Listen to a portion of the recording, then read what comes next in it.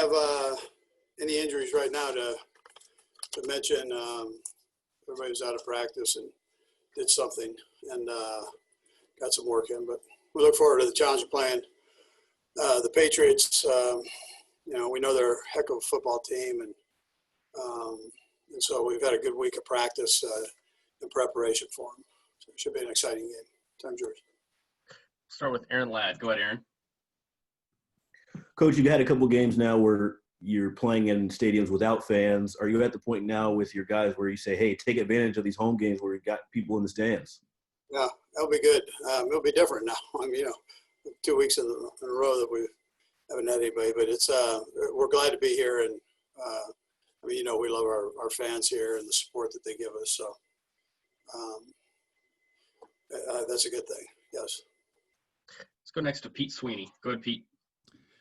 Coach, is the expectation for Andrew Wiley to fill in the right guard position, or is that something you guys are still working through? He's worked in there all week. Yeah. So that's where it'll be. Yeah. Let's go next to Harold Kuntz. Go ahead, Harold. Andy, kind of a fun question for you. Eric Bieniemy called that play "smoked sausage" to Anthony Sherman. I was wondering, but he wasn't clear on what Eric Fisher's play was. Did you know the name of that play, perchance? We're trying to figure it out here. Yeah, catch and release. The fish. So, and actually, that was EB's play. He'd been bugging on me about it since we were on the plane coming back from the Chargers that it would be a good one. So, yeah, catch and release. Got two more hands up. Let's go Darren, then Todd. Go ahead, Darren. Hey, Coach. Good afternoon to you. My question for you: you have a good relationship with Bill Belichick, at least I assume that you do. What are your thoughts on his coaching this season? Obviously, the expectations without Tom Brady, with so many players opting out this season. To me, I think that this would be one of his finest coaching seasons ever. Just your thoughts on that? Yeah, no, I'd agree with you. He's a phenomenal coach. Obviously a future Hall of Fame coach, and will go down as one of the greats ever. So, I had no doubt that he would put together a good team. That's just, sound fundamental football, and that's what he does. So he fits people into different positions and plays to their strengths. We'll last to Todd Levo. Go ahead, Todd. Coach, I know we talked about this a little bit earlier in the week with the NFL. We've got a couple of teams that are not going to be able to play this week and rescheduling some things. Now we've seen the president and first lady coming down with coronavirus. You guys have done a really nice job with the messaging to your players. Has there been any more of it this week since you've seen some more things happen around the league with that? Or do you guys kind of get the picture and you just keep doing the same thing? Yeah, Rick Burkholder addressed the team about it, and and I talked a little bit about it early in the week. So it's important that you stay up on it. And even when you do, things can happen. So we just gotta do what you can to make sure that you keep yourself right. Mecole, it seems like every time you are able to get your hands on the football, it leads to success. How have you been able to just stay patient and continue to go along with what is a very talented Chiefs offense? Yeah, I understand my role, and I know what we got on this team. I know who's on the team, so I'm not really, trying to be impatient in any way, So just being patient. Whenever I get an opportunity, I'm gonna take advantage of it. And if it leads to touchdowns or big games, I'm all for it. So I'm just playing my role, man, and doing what I can do to help the team win. Let's go next to Adam Teicher. Go ahead, Adam. Hey, Mecole. Wanted to ask you about the touchdown pass you caught the other day. When you went back and watched it on video, you could probably see Pat really couldn't step into the throw because of some pressure there. When you look at it that way, you surprised he could still get the ball to you 50 yards down the field or whatever it was? And also, did it take you a while to get used to the big arm that he's got? Yeah. Answering your last question, it definitely took a minute to get used to the arm strength, because something you go that you're not used to is like, I don't think I got to keep running, but it's a different kind of league. He's a different kind of player, so it definitely took a minute. I think it took the training camp, and after that, I kind of got abreast of it, and then going back to the play. But yeah, I knew he could get it. He could get it to me for sure. Like, I mean, he got a big arm, going backwards, sideways, no matter. I think he can throw it 50 plus every time. So I knew I had a good idea that he could get it to me, but I didn't know he was under that much pressure because I didn't even see the ball at first. And until I just sitting in the air, I'm like, oh, he threw it. So I knew I had to go make the play. So yeah, I was very confident that he could get it to me wherever I'm at on the field. Let's go next to Sarin Petro. Go ahead, Sarin. Mecole, I'm curious what you've had a chance to see the Patriots now before. What makes them so special in their defensive backfield? What do they do differently in their coverages than everybody else? I think they got a unique like defense. I think Belichick do a good job of putting guys in the right place for them to succeed, and they do something different that a lot of teams don't do. They're good at taking what you're good at away, and make you beat them other kind of ways, So I think they do a great job of that. But as a team, we just got to go in and take advantage of what they give us. Just take what they give us and then go from there. And then whenever the big player presents itself, we got to capitalize on it because they're not a team that really give up big plays like that. And the best way we can just keep nickel and diamond and nickel diamond them all the way down the field, I think we'll be just fine. Let's go next to Nate Taylor. Go ahead, Nate. Hey, Mecole, I'm interested, seeing Tyreek be a leader last year for you as a rookie. What has impressed you most so far this season when it comes to Tyreek Hill?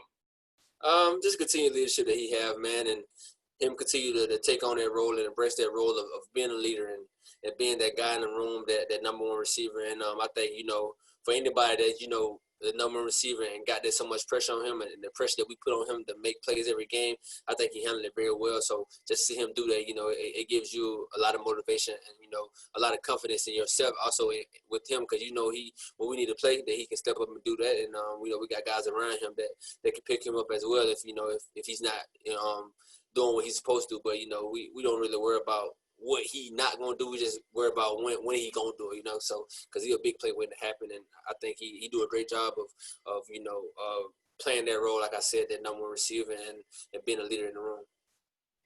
Let's go next to Darren Smith. Go ahead, Darren. Hey, Mecole, I know we talk about it often about playing mistake-free. That's one of the things that Coach Reid just mentioned on just how good and how smart Coach Belichick teams are. How important is it going to be for you all to minimize and try to eliminate any mistakes that you all, may have made, like, let's say, week 2 against the Chargers and trying to win this game? And then also, you had 2 weeks in a row without playing with fans. What's it going to be like for you to be back at Arrowhead playing in front of fans again? Yeah, going out first, we definitely got to minimize anything, turnovers, penalties, mental mistakes, mental errors. We gotta eliminate all those, and we can't play a perfect game, but try to play as close as perfect as we can, and that help us out in the long run. Because this team that's coming in this week, they capitalize off turnovers, they capitalize off mistakes, and they use that to their advantage. And we can't beat ourselves, going into this game. So yeah, definitely. But so going back to Arrowhead with some fans, it's gonna be nice to hear some crowd noise and some energy in the stadium and of things like that. So it's gonna be pretty fun. I think we're gonna be enjoyed it. Having fans yell and stream. So it's always good to try to get back to normal. It's not normal, but it's kind of like the new norm. So it's definitely gonna be fun to have them in the stands. Let's go next to Todd Lebo. Go ahead, Todd. Hey, Mecole, one more thing on your touchdown pass that you caught on Monday night. I don't know if you saw the breakdown by Ryan Clark on ESPN where they were talking about this play was kind of specific for someone like Marcus Peters because he could maybe peak sometimes. Was that a good breakdown of that play, or was it not specific for some like Marcus Peters to maybe be trying to cheat a little bit? We knew Marcus, he a good corner, and we know around that 15, 20-yard marker, he tends to look, but I feel like with any defense we play, if you send 10 across the middle, it kind of, you're going to get your attention, because he's so fast and what he can do, because what our offense set up to do. So, I think he just seen 10 coming and just like, oh, well, I'd rather jump this route than, get over the top. But I mean, I think I did a good job of sealing it out, and I think he thought that I wasn't going deep. And once he seen 10 come across, I think that's what kind of like opened it up. And I think we did a good job of, drawing that play up for sure. Let's go last to Sarin Petro. Go ahead, Sarin. Mecole, is interesting hearing you talk about Tyreek Hill and his leadership skills and everything that he has. And I know, like, to lead in the locker room, right, you got to be able to play. You got to be able to ball, right? The worst guy on the team isn't going to be the guy to step up there and lead. But from a coaching standpoint, Andy Reid obviously, has, a lot of leadership skills. It's clear that you guys really respect what he does. And that was true before he won a Super Bowl. I'm curious how much of that is because of his play calling, how good he is, right? Like, he's not going to go out there and run 80 yards for a touchdown. But when you look over on the sideline, the big guy's got something that can really make you guys shine. How much is that what makes him the leader that he is? Talking Coach Reid or Coach Reid. Coach Reid. Yeah. Yeah, definitely. Like you did example of, like, guys that can ball is the guys that, the leaders in the room, like Pat, Trav, Tyron and stuff like that. So I think that does translate over to the coaching side, because what Coach Reid does, man, I think is unique, man. He put players, or, he used our skill set to best suit us. He don't try to make us do things that we're not comfortable doing.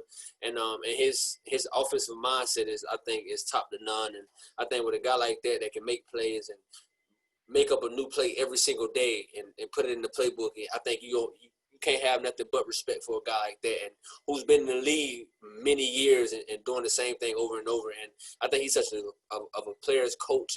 I think the respect just come with it. When he talk, you listen, So I think if you have that effect on players, I think he had it everywhere he been. Every past player that I've talked to always ask, how Coach Reid doing it? And I think that speaks a lot, man. And I'm happy to be on the team with him. I'm happy that he's one of my first coaches, and I learned a lot from him, and he had taught me a lot. So yeah, definitely he's a great leader, I think, on the field, and his play calling is definitely top of nine. The depth of the defensive line, especially with Chris Jones and Frank Jones anchoring it, then you guys have been able to take advantage. Just how much have you guys been able to just take advantage, get in the backfield, disrupt the quarterback, and you feel it's been a little bit easier now with, Chris and Frank healthy, and then all those new guys and yourself going into the fold as well? Yeah, for sure. Now that we got another season coming up under our belt, we just mesh together better. We gel together, and we know how to work off each other. Let's go next to Darren Smith. Go ahead, Darren. Hey, Tanoh, I'm just curious. Obviously, you all, I know Tyron and them said that they were pissed based off of the performance against the Chargers, and then the following week against the Ravens, you shut that offense down to like 228 total yards. How much pride did you all, do you all actually have to go from week to week, and then knowing that you wanted to carry over in your play for this Sunday against the Patriots? I'd say just like you said, we're super prideful about how we play, the performance we put out there, and yeah, we were pissed off at the Chargers, and pissed off at being called underdogs for the Ravens game. So we always play with that chip on our shoulders, but we kind of keep the noise on the outside to a minimum. Just do what we do. Let's go next to Pete Sweeney. Go ahead, Pete. Tanoh, you guys have faced mobile quarterbacks to begin this season across the board, really preparing for the Chargers, but Herbert was the last-minute starter, but mobile quarterbacks altogether. Was wondering, how do you balance when the assignment is to rush the passer, making sure you get to him, but also ensuring that he doesn't get away from you, and then leading into what will be another challenge in Cam Newton this weekend? Yeah, we've been tested every week, and it really comes down to lane integrity, those pass rush lanes, everybody making sure they know what lane they have. If they hop out of one, coming back into theirs. And that goes back to us just meshing together, gelling together. We know how we're going to rush. We have a lot of plans, a lot of different games up, and I'm just excited to see what's about to happen. Let's go next to Todd Lebo. Go ahead, Todd. Hey, Tanoh, I wonder where Cam Newton is in like the football lore for someone like you. Went to a smaller school, and you watched what he did in college at his size and what he's done in the NFL, and maybe kind of the thrill to get to play against him this weekend. Where does he in that hierarchy for you as one of these quarterbacks you watched when you were growing up a little bit? Yeah, he's definitely a guy. When you turned on highlight tapes as a kid, you saw his highlight tapes in college and in the pros, and we respect every quarterback we see coming. So we know his game, and we'll play it. Let's go next to Seren Petro. Go ahead, Seren.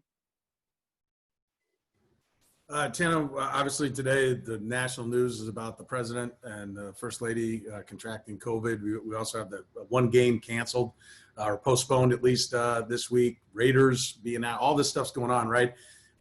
You guys seem to be kind of the model citizens on how all this works. We asked Coach Reid a little bit, but I'm just curious, what's the conversation been amongst you guys about when you see all this stuff happening and what it's resulted in? What are you guys saying amongst each other, amongst the teammates, to make sure that you guys are still, don't end up in the same situation as the Titans?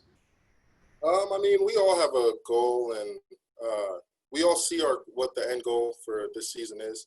And to be able to make it there, we got to stay safe. We got to kind of do what's been, or be able to handle what's been placed in front of us. So the way you do that is, staying to yourself, abiding by the social distancing, and just trying to work throughout this new kind of environment we've been put into.